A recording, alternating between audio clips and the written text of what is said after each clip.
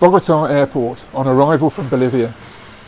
I checked into the Cranky Croc Backpacker Hostel, which lies in the Candelaria district of the city, in this very attractive street. As usual, I chose a bed in a dormitory, where you have a chance to meet people from all over the world.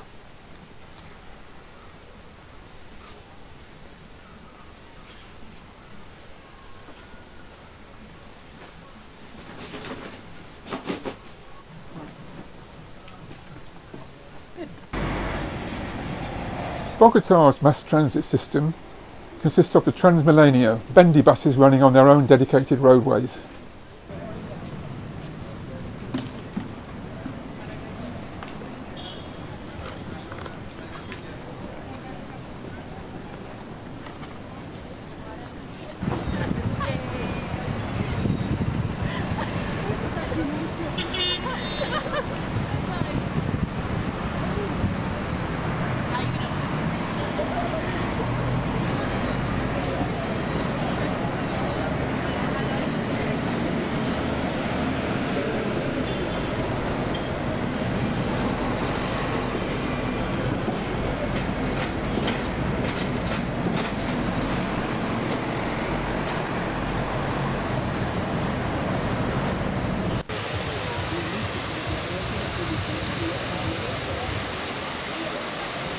For this district, the street art is well worth seeking out.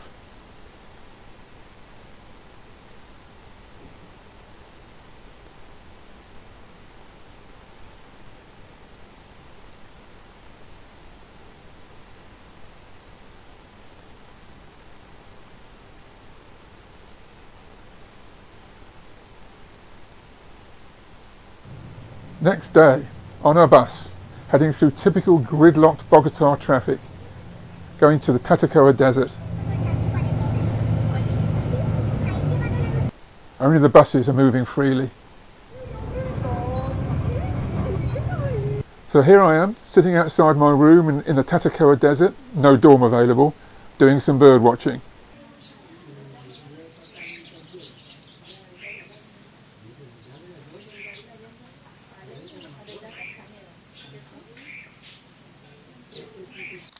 This desert is notable for its spectacularly eroded hills.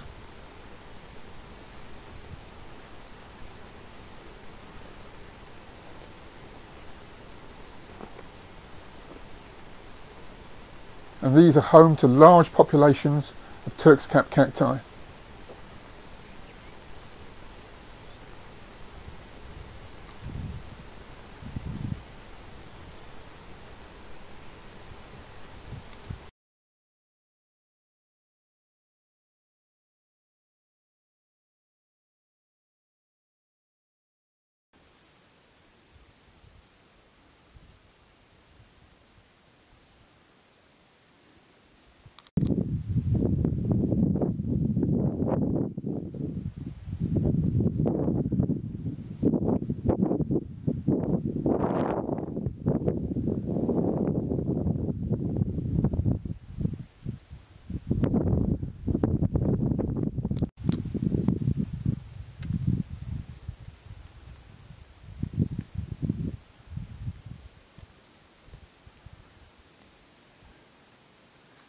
Even the sure-footed goats sometimes lose their feet on the unstable slopes.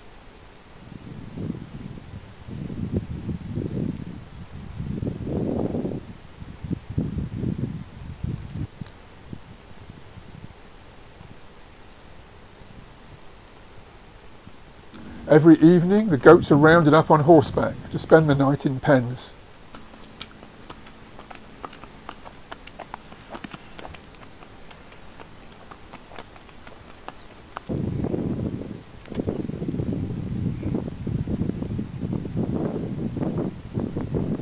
In the low evening sun, the vista before me looked particularly magnificent.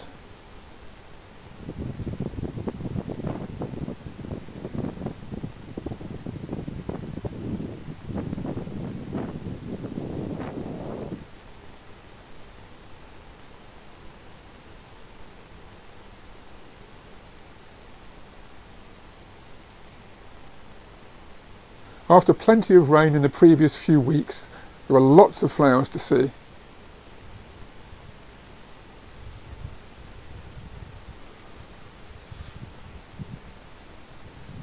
And the Turk's cap cacti were plump and growing vigorously.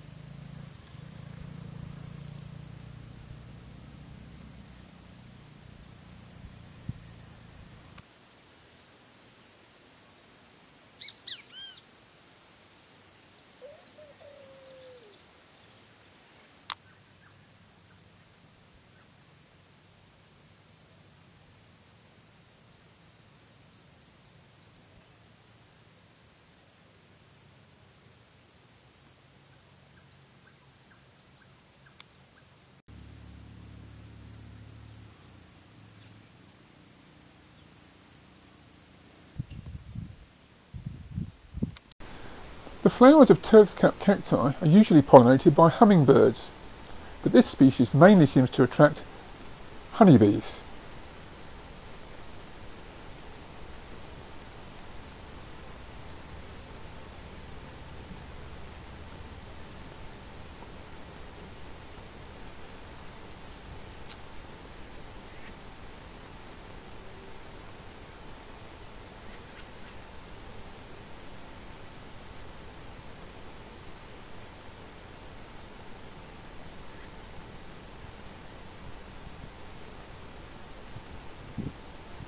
Note the large wads of cactus pollen fixed to the pollen baskets on the hind legs.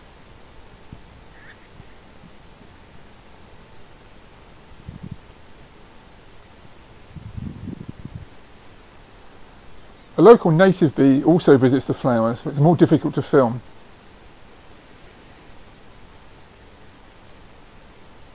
I'm never tired of looking at the eroded hillsides at different times of day, in different lighting.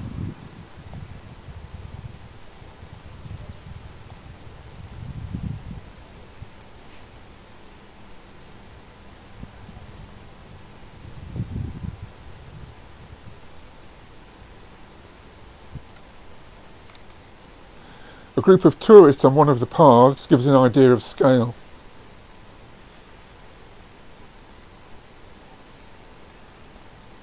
Because of all the greenness, the local variety of race runner lizard was thinking about breeding.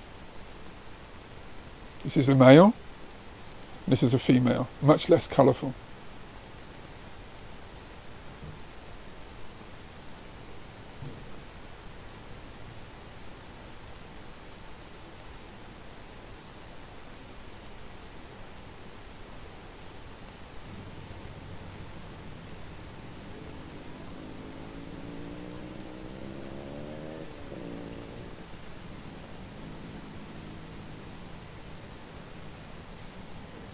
This male seems to be getting quite interested in the female, but she's having none of it.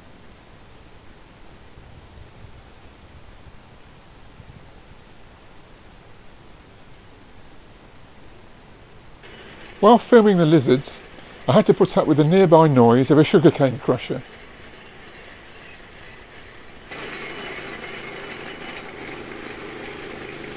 The juice is sold by the glass, ice cold.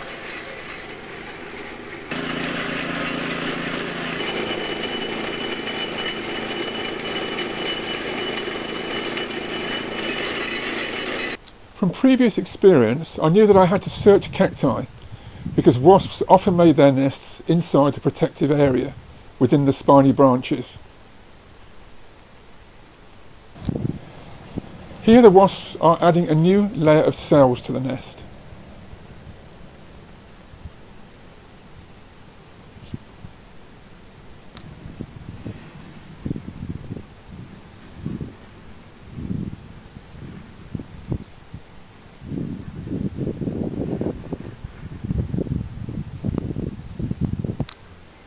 The cells are made of a form of paper made by chewing up wood and adding saliva from the wasps themselves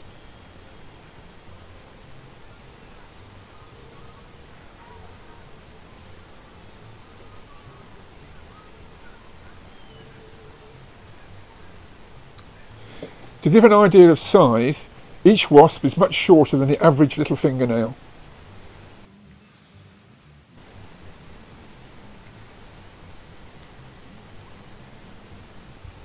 A couple of days later, they started to add a new outer envelope to the nest to expand its size.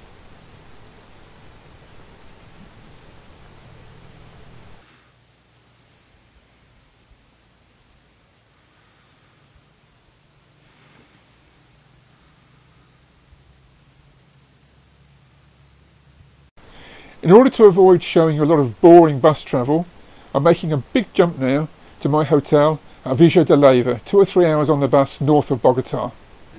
This is one of the biggest town squares in the whole of South America.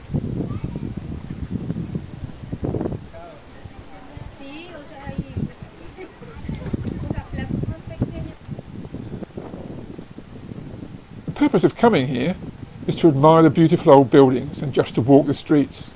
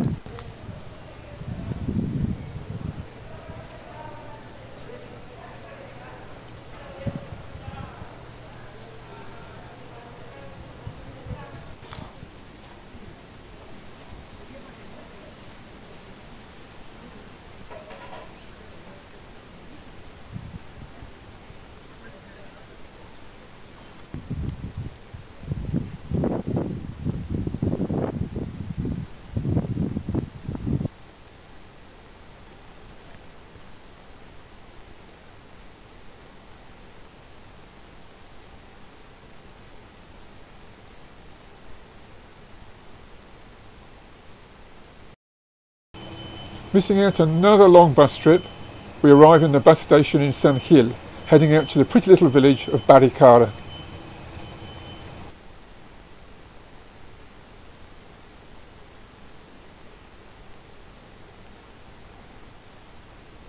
One of the main activities here is to walk the Camino Real to another even smaller village, Guane, through very dry countryside.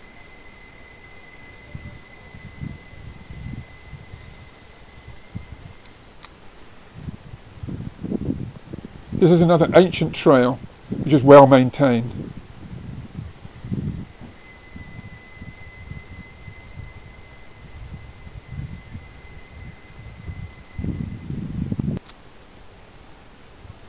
Guane itself is tiny, but very pretty.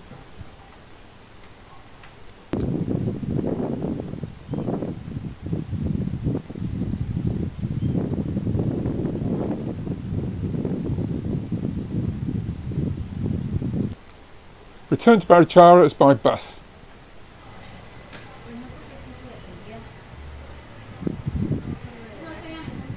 This is one of the most heavily visited villages in Colombia. No, San Gil.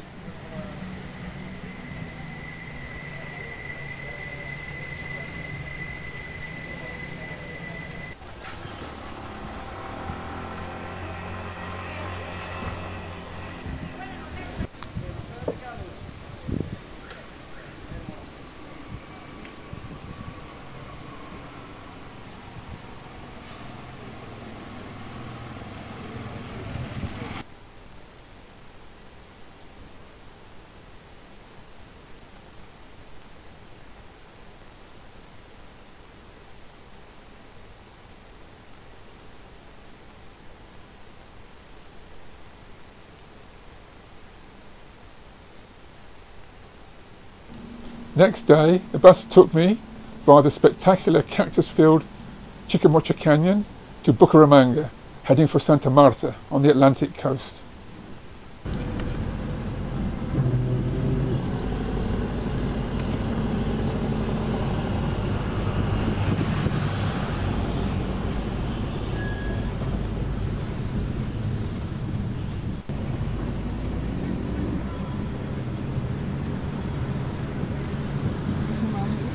The first thing I needed upon arrival at Bucaramanga bus station was a quick snack.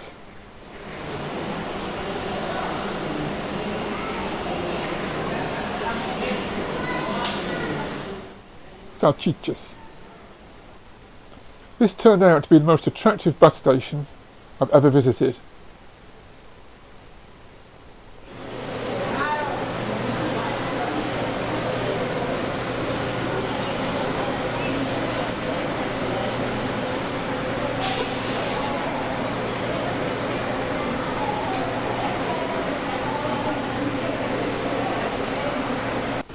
Like in airports, there are separate arrival and departure areas. This is arrivals.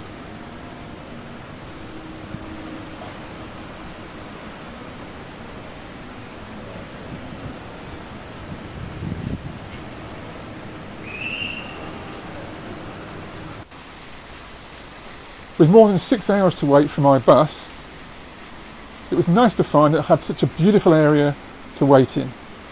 Fountains, flowers, hedges, lots of comfortable seats.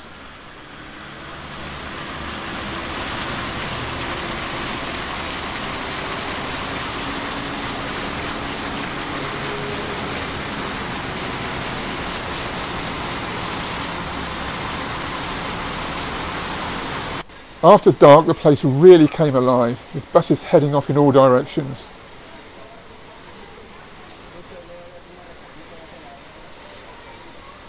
Including mine. So here I go on my final overnight bus trip, 10 hours to Santa Marta.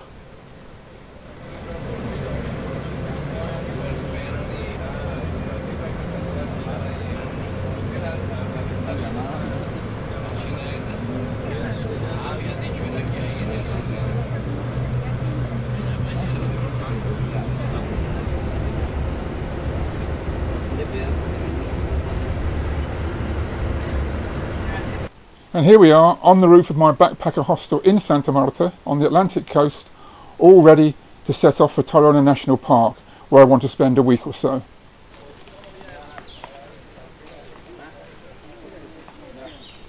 A lot of the travel in the park is done by horse, but I walked the hour or so to my campsite.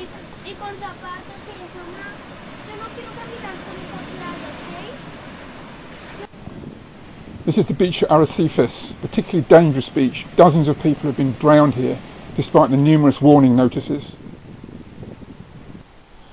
This is my campsite, very primitive, no proper showers. You just have to slop water all over yourself from a bucket.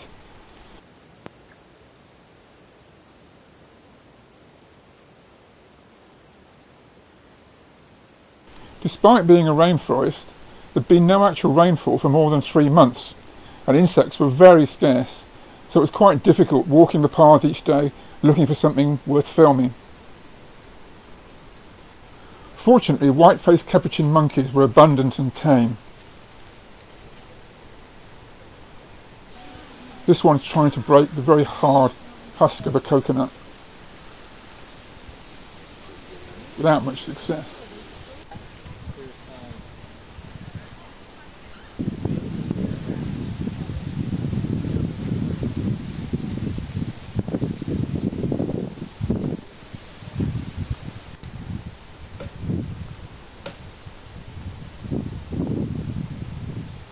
Note how this juvenile uses its tail as a fifth limb in order to grasp the branch.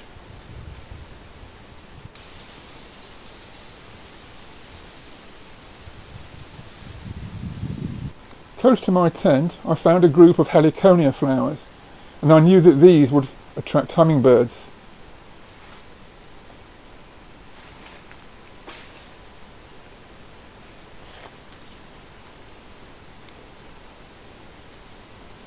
There was even a log for me to sit on while I waited.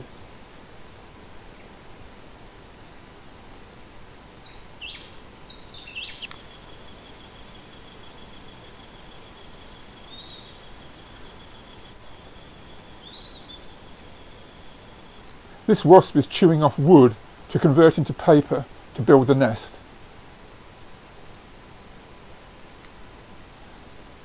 Despite its resemblance to a bee, it is actually a robber fly.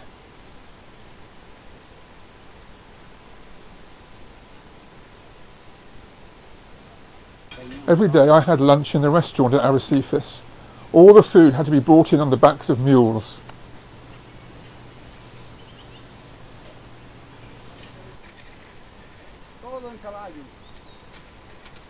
¿Cuánto caballo por día?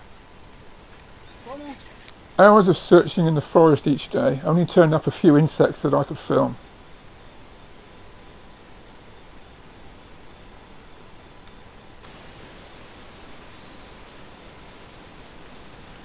Here I've spotted a group of cotton stainer bugs feeding on the seeds in a fallen fruit that's split open.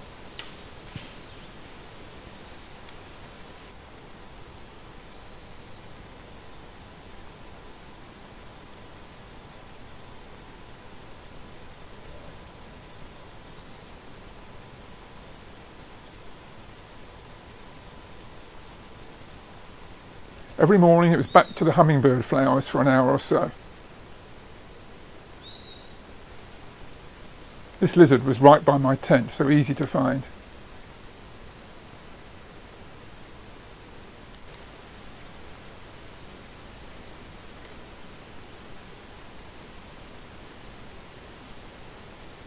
This is a group of tiny book lice on the trunk of a tree.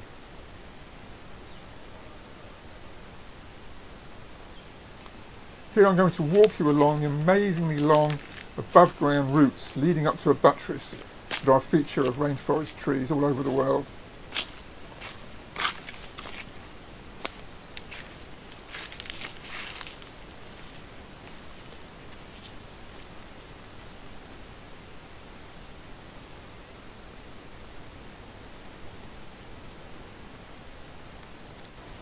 Damage to this tree branch is causing it to ooze resin, which is being collected by these stingless bees and will be used to build their nest.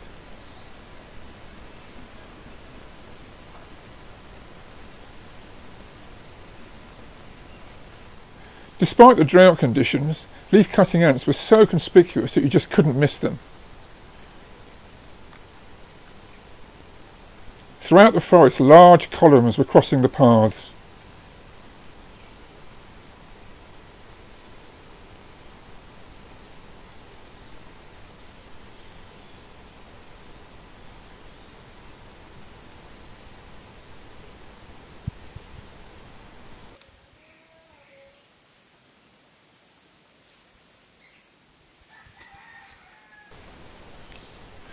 The ants don't actually eat the leaves, they chew them up and manufacture a compost.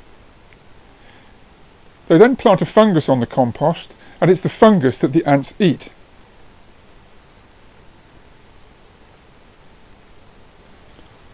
Filming the ants in the act of cutting can be quite tricky because it often takes place high up in the tree canopy. But here I got lucky. These were cutting plants round about knee height, quite close to my tent.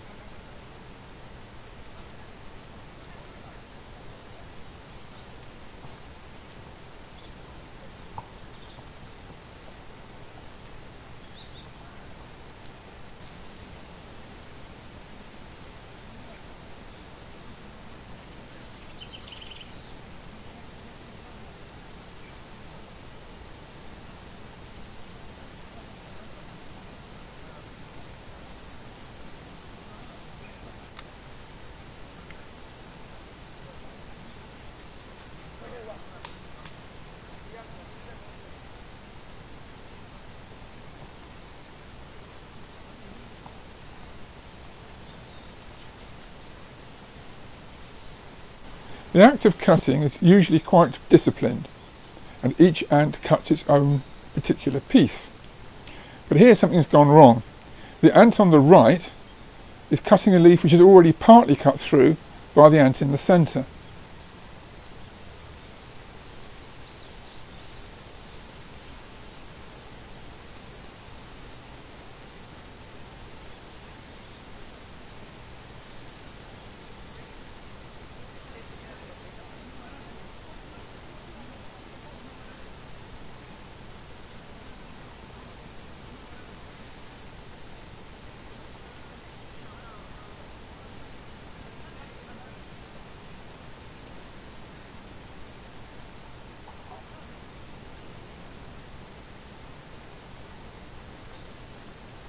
This eventually gives rise to some dispute over ownership.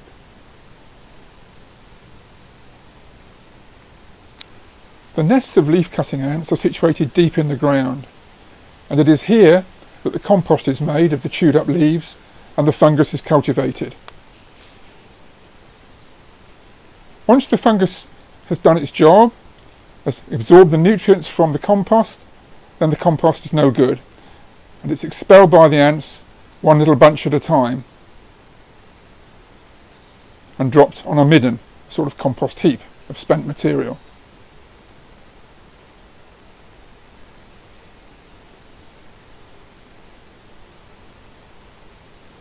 I have no idea how each ant knows when it has to drop its load.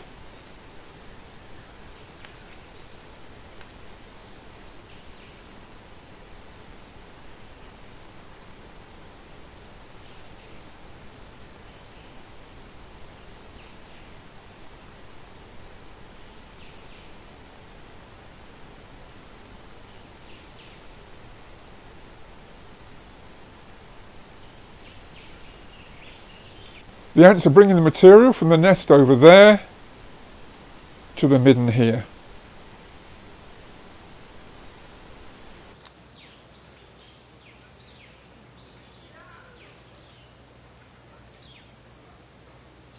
On one of the forest trails, the local Tyrone people have set up a stall selling freshly squeezed orange juice.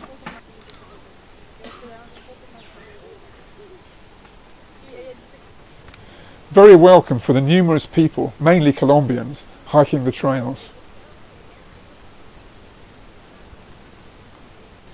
Every morning I look forward to my breakfast, which arrived on foot through the forest. Delicious, savoury or sweet pasties. Still warm. Okay. Yeah. Breakfast done, it's back to filming. These strange green objects are tree hopper bugs. And these are their nymphs. Strange spiky creatures. The ant there is feeding on honeydew secreted by the nymphs. In return for a free meal, the ants will defend them. This tube, made of resin, is the easily defended entrance to a stingless bee nest inside the tree.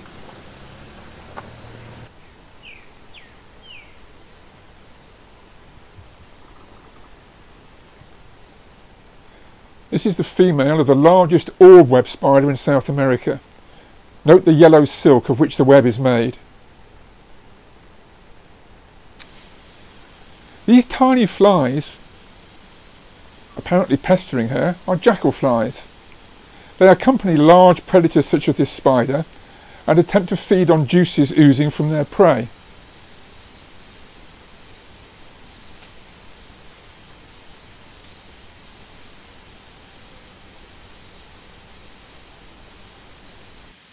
Because they're so tiny, the spider ignores them. They're smaller than any prey she would normally take. This one is actually crawling all over her jaws.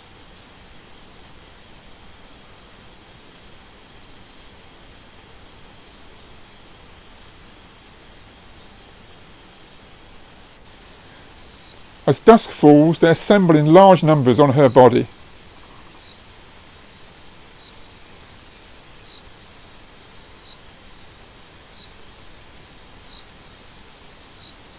Because of the drought, butterflies were extremely scarce, so I was fortunate to see this beautiful newly hatched swallowtail. While filming the spiders, I saw this male unknown lizard defending his territory by displaying his bright yellow dewlap.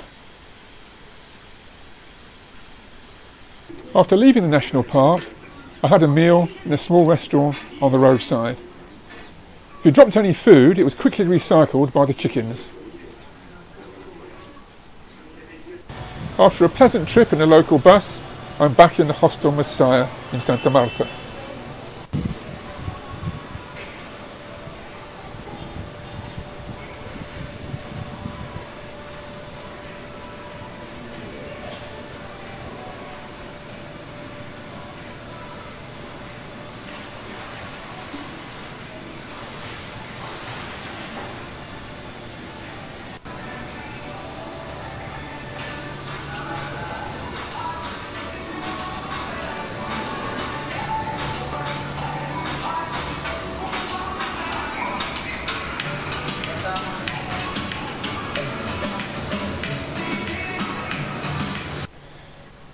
During the day, it's much too hot to stroll the streets, but after dark it's much more pleasant.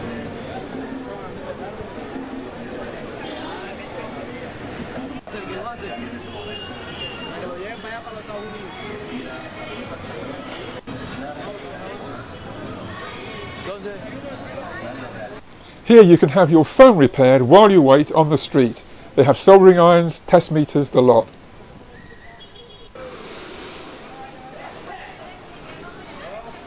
From Santa Marta, I took the bus to Cartagena, to the Green Hotel. And yes, it is the Green Hotel, not Hotel Verde.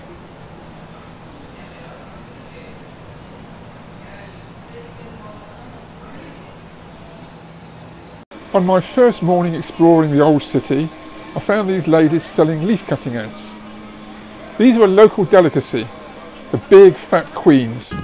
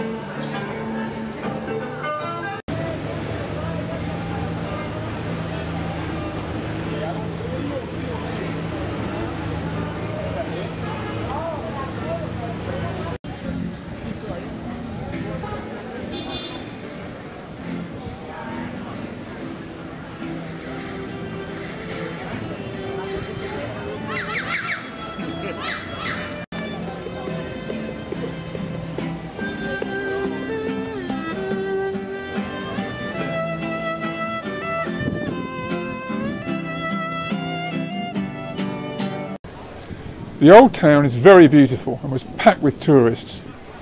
Many of these come from Bogota. There's no such thing as a warm night or a warm evening in Bogota. It's always cold. So this is paradise. There are dozens of flights every day between the two cities, between Bogota and Cartagena.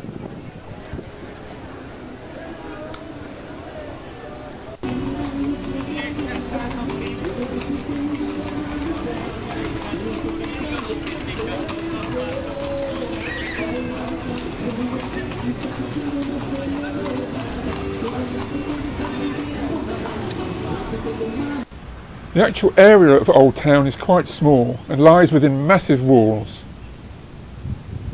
And there's the modern city beyond, right next to the ocean.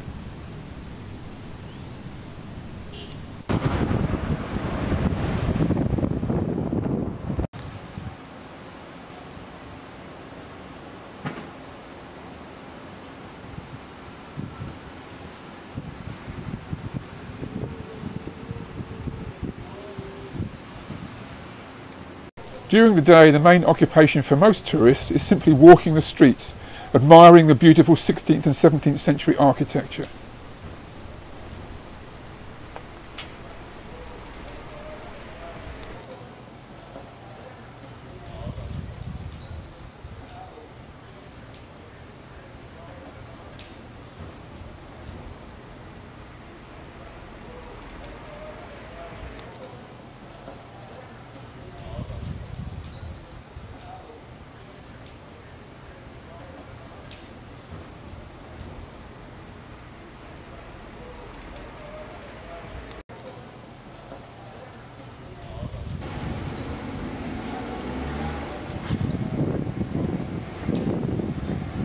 Aquí se ve el teléfono, está bien.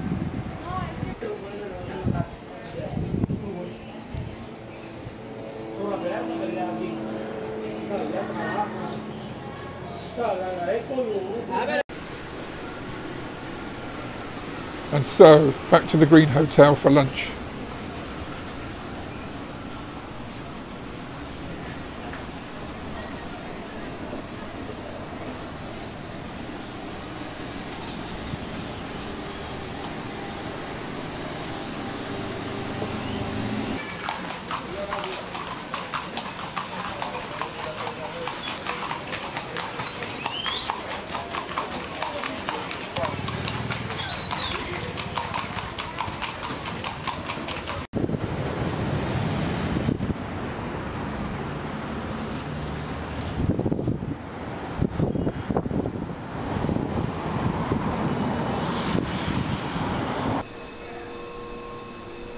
By day, this old church was extremely attractive and colourful. You can see how crowded the streets are. At night, the churches are beautifully lit up.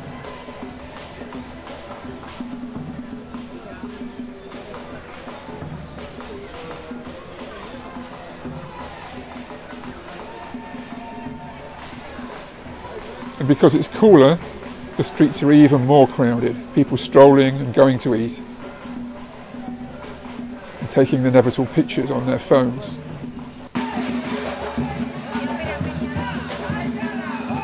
The nights were quite hot, and it was sometimes a relief to get back to my dorm under the fans.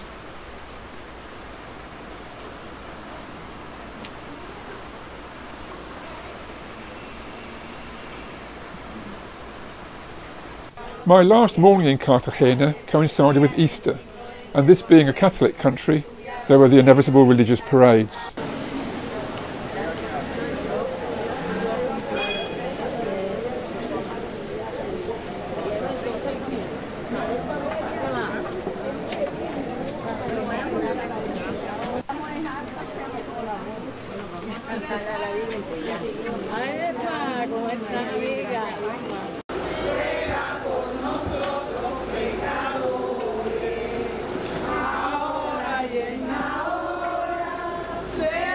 Les agradecemos.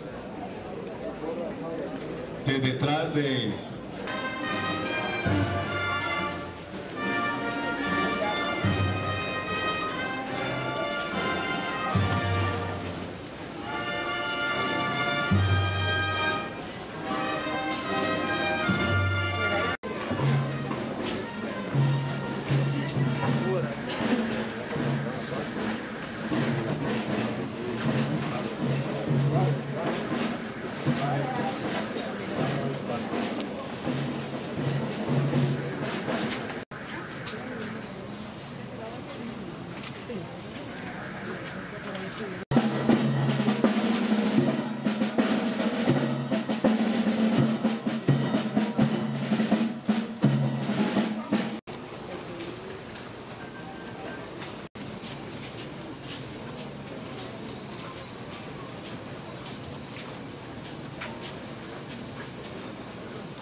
Just a short taxi ride took me from my hotel to the airport. This queue is for one of the numerous flights back to cold Bogotá.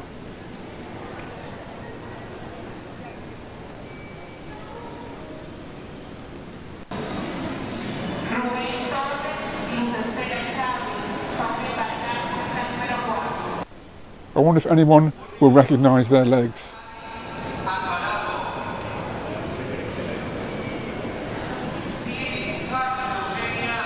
Medellin, my destination for today. We boarded through a beautiful area of fresh tropical lush greenery. So much nicer than using one of the standard air bridges of so many airports.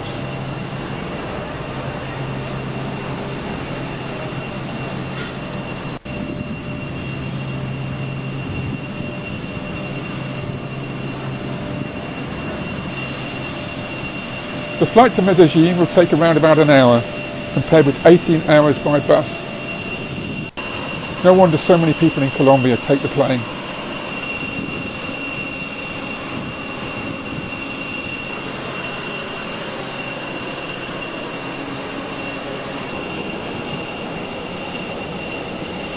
And so to my dorm in the Black Sheep Hostel in Medellin. This is Mali from Denver, Colorado.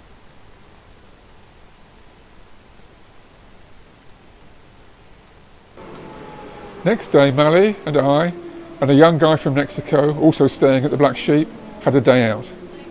First of all, we took the modern metro to the bus station.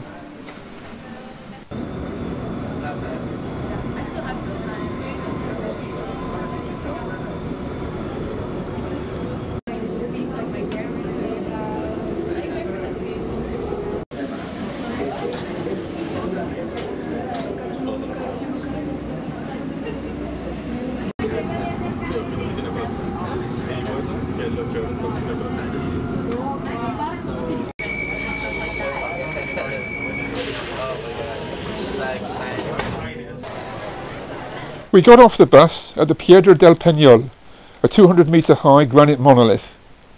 It was a public holiday and there were hordes of people visiting.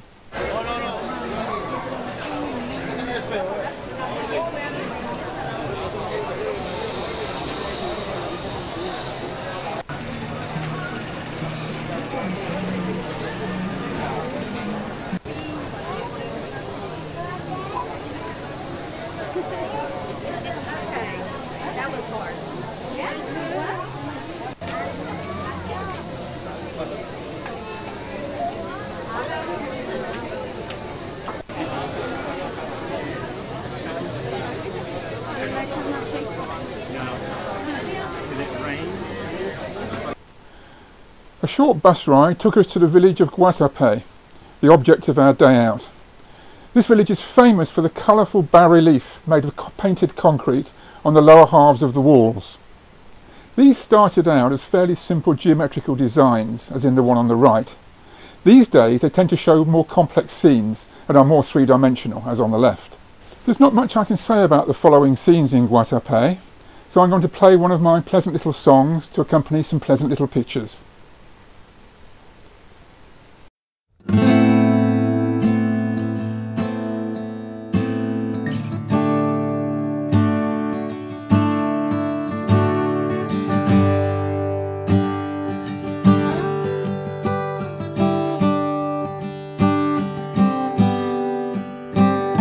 Slowly walking down the street, silver hair and swollen feet, no longer in their prime now. In strict routine, this is their way. They set off shopping every day. Two pensioners together,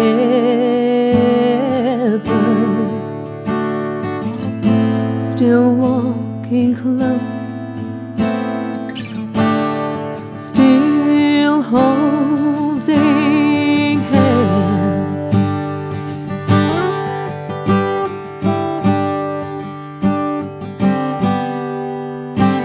It's 50 years among us since they made each heartfelt wedding vow. They didn't mean to take them lightly. Through good and bad times, smiles and tears, they stuck together down the years. Much too late to prize apart now. Still walking close, still holding hands.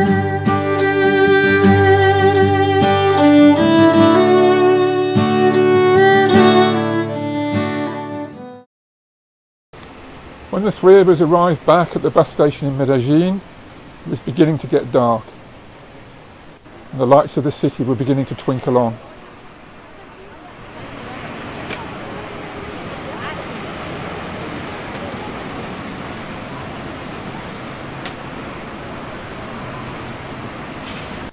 That was my only day trip from Medellin, because next morning I arrived at the local airport situated within the city to take a flight to the Pacific coast in the Chocó region.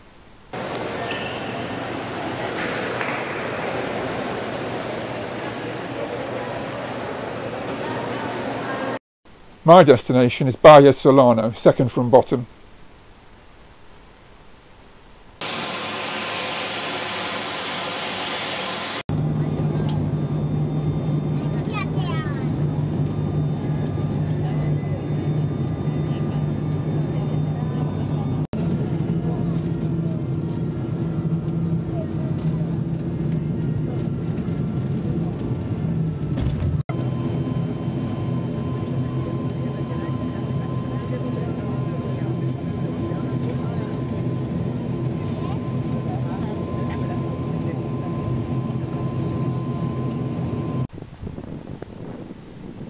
The tiny airport was hemmed in by a tropical rainforest.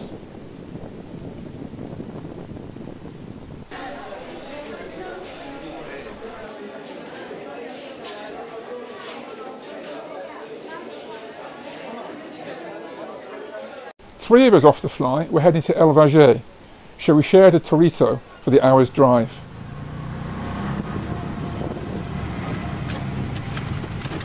This was to be my home for the next 10 days, the Humpback Turtle Backpacker Hostel. You could hire a hammock,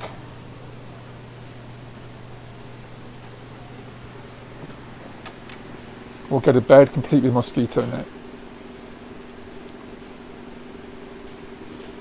A healthy breakfast was included in the very reasonable price.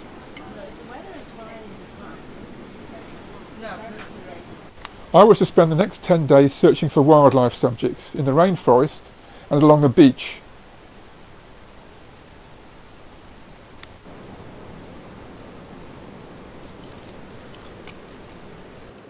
Surprisingly enough, this tree climbing crab was in the forest rather than on the beach.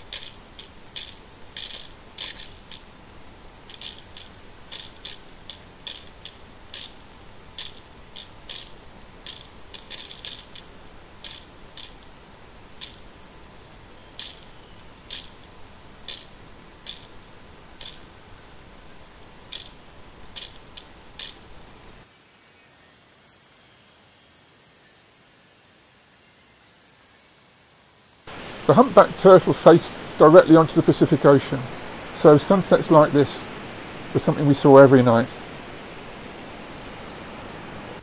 Before settling down to sleep, it's essential to make sure that the mosquito net fits properly around the bed.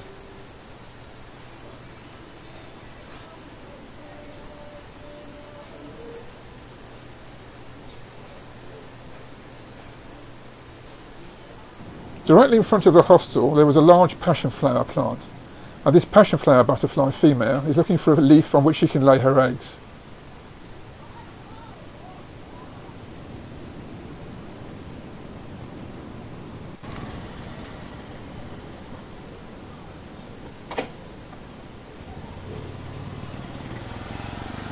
Okay, She finally so I've got settled that. on this one. What are they laying now? Not a leaf, but one of the tendrils.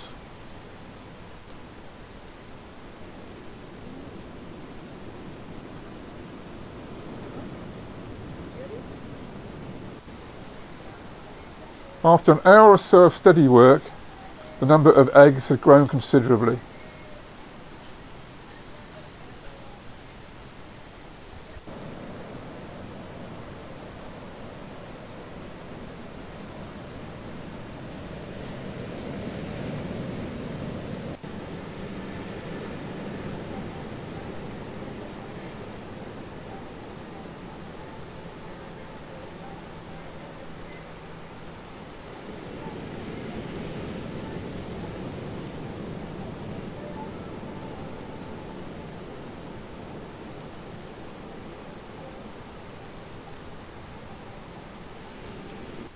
On a leaf down below, some minute, newly hatched caterpillars are eating their eggshells, their first meal.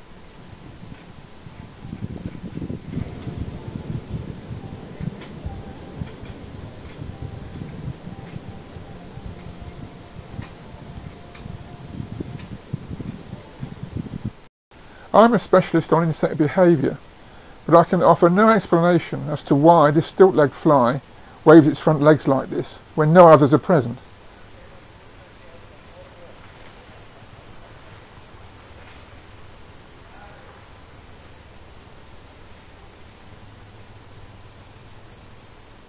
In the tropics, a lot of insects are not what they seem at first. This looks like a wasp, but it's actually a day-flying moth.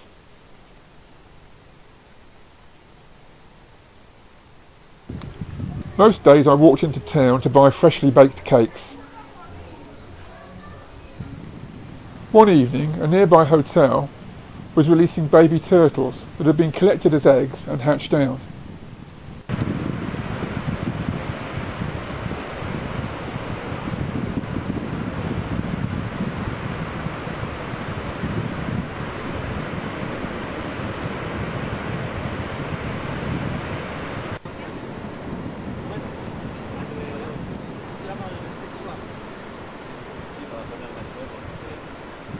Eventually, after many years, the females will return to this same beach to lay their eggs.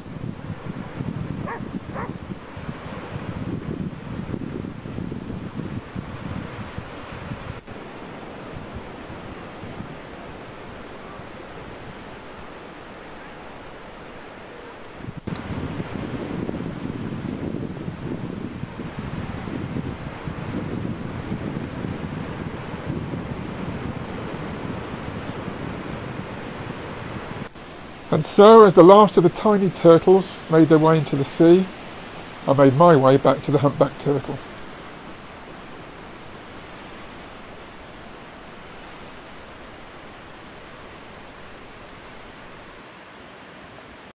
This small hermit crab was common on the beach and didn't go in the water, always living on the land. Hermit crabs don't have tough shells like most crabs. They live inside mollusk shells.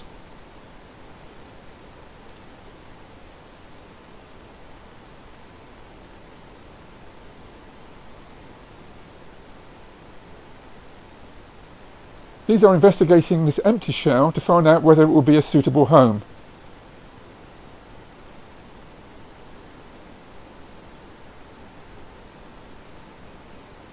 But after a lot of probing, they seemed to decide it was too large for any of them.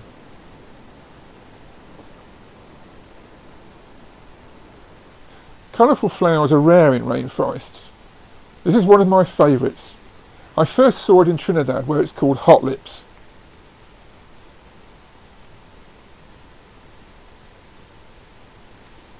They're popular with passionflower butterflies, but their visits are very brief.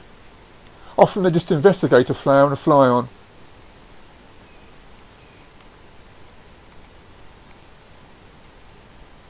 In 40 years as a professional wildlife photographer, I found that photographs of well camouflaged insects sold very well. Can you see what I found here?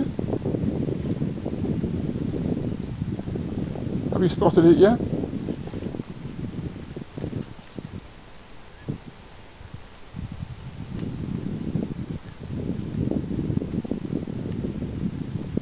Praying mantis. Have another look. I also saw this for the first time in Trinidad 40 years ago. It's a female. The males are much smaller.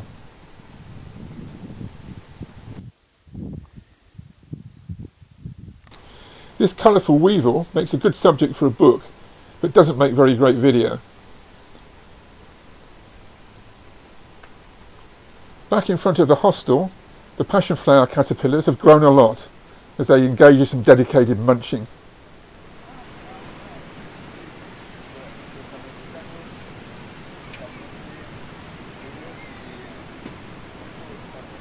These crabs lived in holes amongst the hotel rooms, but they were very difficult to film.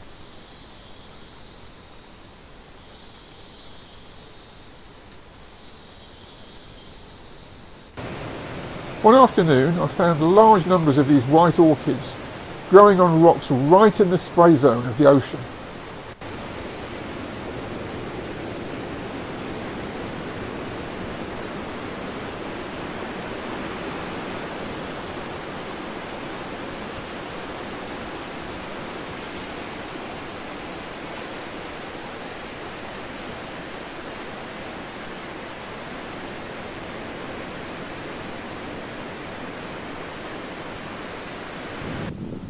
On the way back to the hotel, I found this small paper wasp nest, an interesting subject that I've been hoping to find, because it's quite easy to film.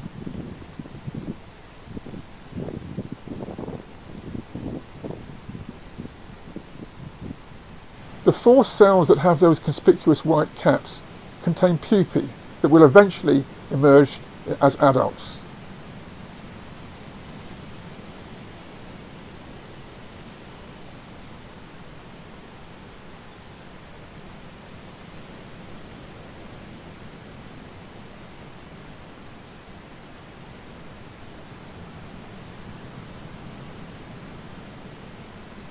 This wasp is making a new cell, using chewed up wood mixed with her own saliva to form paper.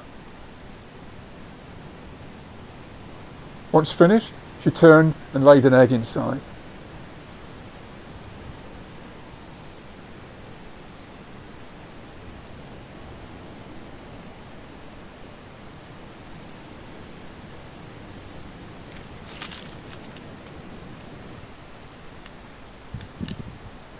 The wasp on the right is just checking the temperature of the nest. She's decided it's too hot, it's in the sun at the moment, so she fans her wings to cool it down.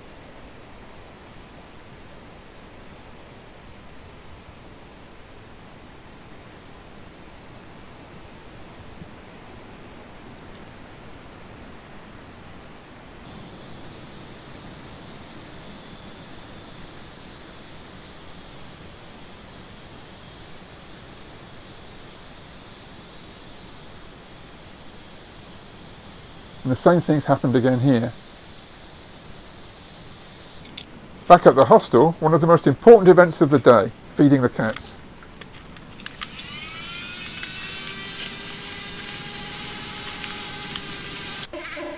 While the local surfers are busy repairing their boards.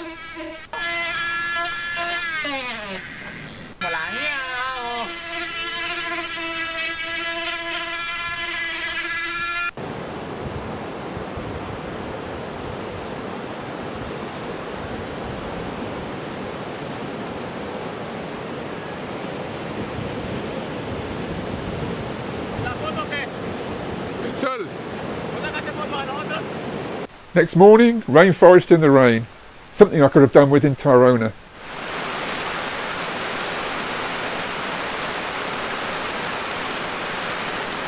And my last view of the caterpillars as they grew even larger, still munching away. And just in front of the hostel, my final view of a butterfly, a white peacock. A butterfly of open places rather than deep forest.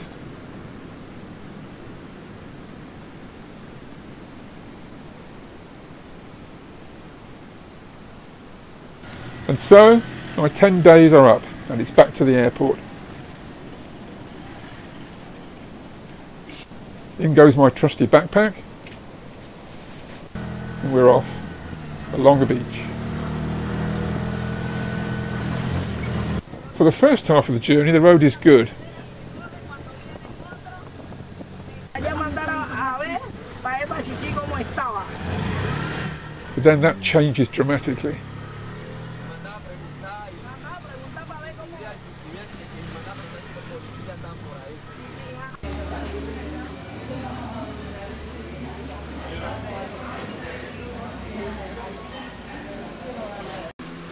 The incoming flight arrives from Medellin 40 minutes late.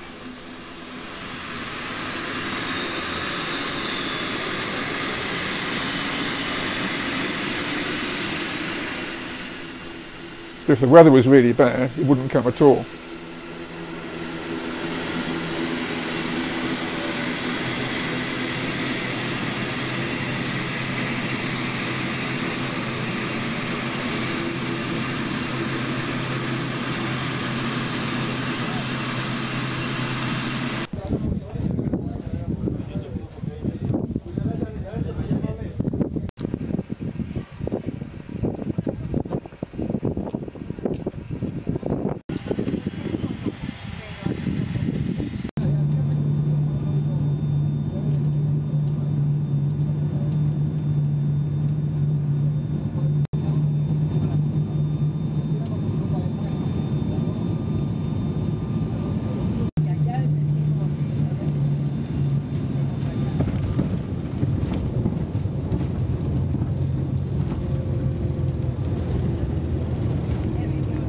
After a single night in Medellin, I headed to the beautiful Rio Claro Canyon. This is my room.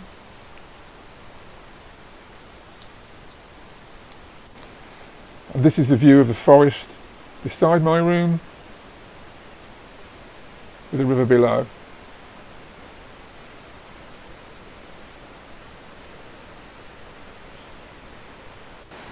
The river lay in a beautiful marble canyon.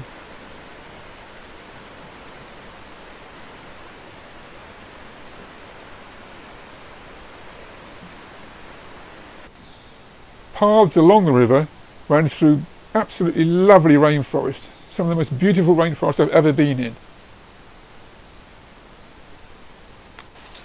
But unfortunately, although there were lots of leaves, there was very little on them, very, very few insects, and it was really hard work finding anything to film.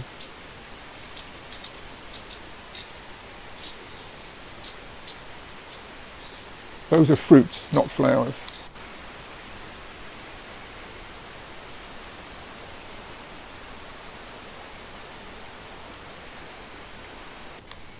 In fact, this was the only flower I saw, all by itself, in the forest.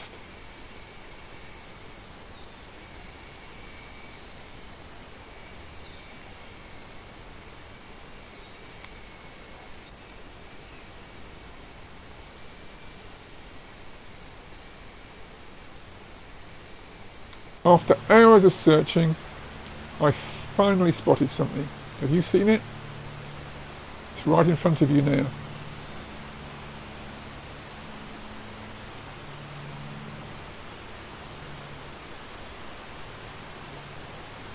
A katydid nymph.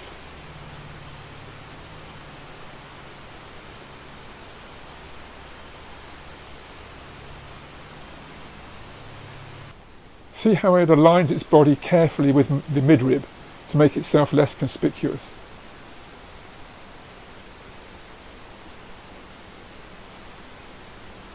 And just a few minutes later, I found this large grasshopper hanging upside down as it molted its skin. A very slow and careful process.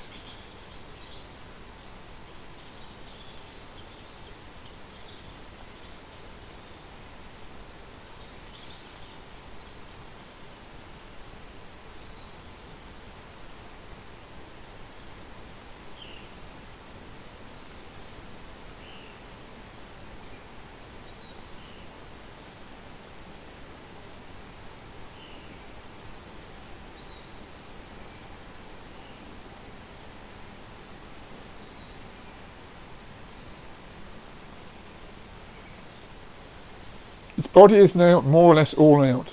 Its first act will be to eat its old skin, something I couldn't film because unfortunately it started pouring with rain.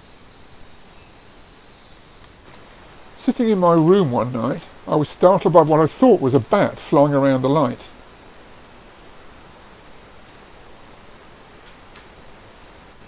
But it was no bat, it was the biggest wing-spanned moth in the world, something I'd seen before in the forest in Brazil, sitting on tree trunks in the day. The large web of this social spider is something I'd also seen for the first time in Brazil many years before. The spiders live communally in this web, feeding together, feeding the babies, getting on very well generally. See the spiders on the right there feeding on a dead insect.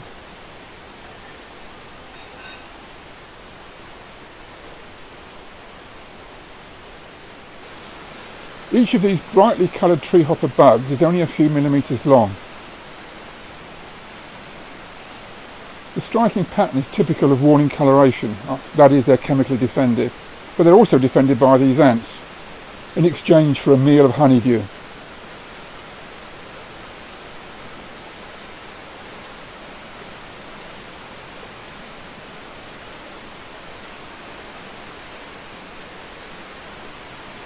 Note how the adult on the right is kicking away the intruding ant.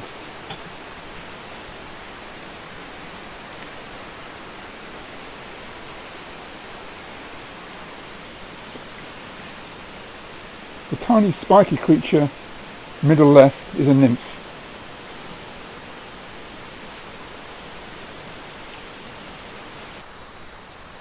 This is a monkey hopper, a relative of the grasshoppers. Note how the back legs are splayed out flat at the sides.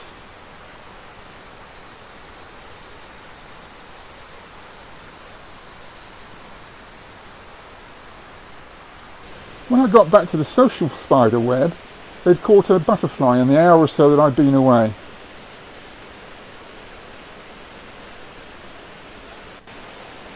Note how they all feed happily together without any argument about who gets what.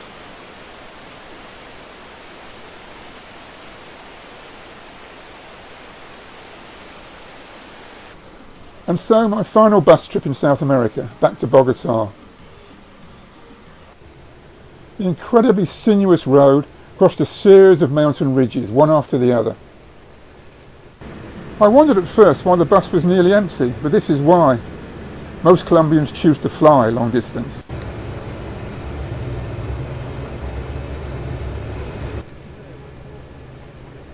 And the price difference is not very great. After a single final night at Cranky Crocs, it's off to the airport.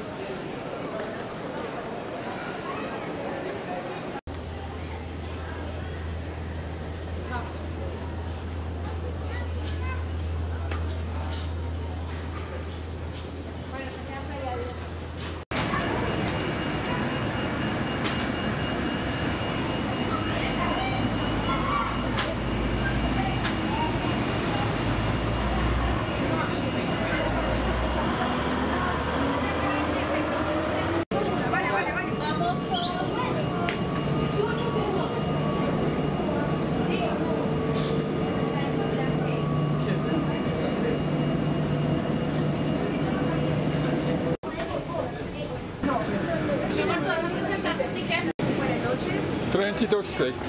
32C por este pasillo, por favor. Gracias.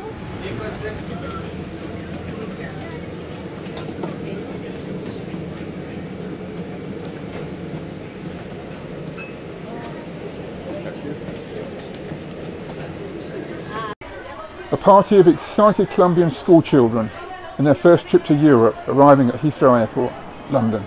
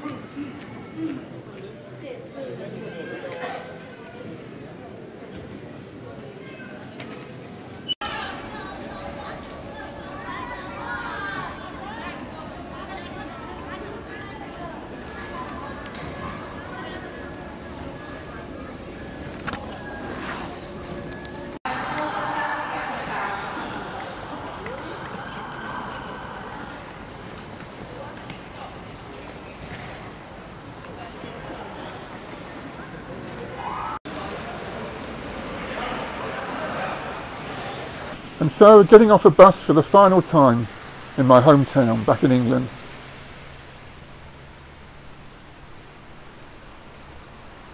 It's 6 o'clock in the morning and it's just getting light.